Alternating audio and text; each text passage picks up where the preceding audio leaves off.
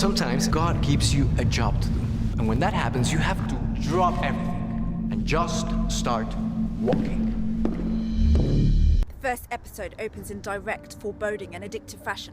From the first frames, we see a priest in Mexico looking up towards an apartment block, quite reminiscent of the famous scene in the original 1973 Exorcist film, where we see Father Merrin looking up towards the house where possessed Reagan is being kept.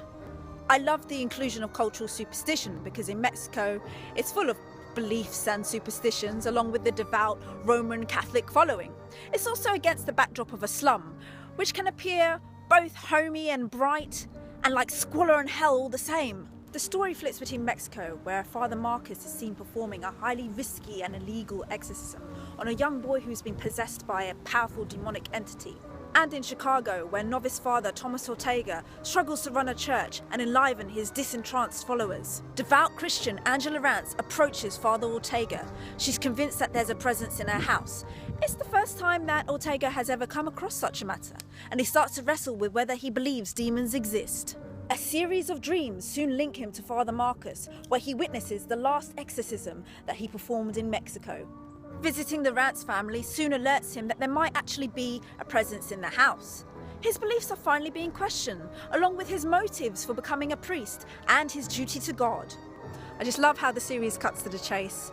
It launches you straight into terrifying action. It feels very autumnal, it feels very much how a church-going Sunday would feel. Geena Davis returns to our screens where she's top class. She provides that A-list credibility to the series. She plays a devout mother, trying to hold her family together. Her husband is suffering from Alzheimer's, she has a reclusive daughter, and besides from the melodrama that is going on in her household, she is convinced that there's another presence in the house, an evil presence, and she's willing to get to the bottom of it.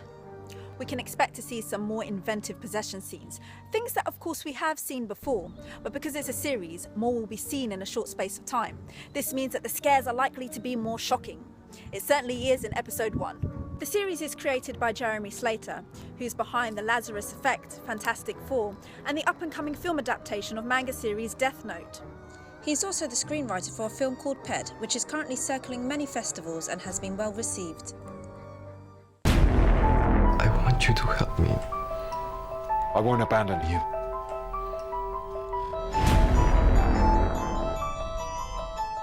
So in the name of Geena Davis, possessions and the Holy Spirit, let's continue to watch as this series unleashes terror and works within the possession subgenre in a hope that we see more innovation through the many possession scenes ahead and great character development.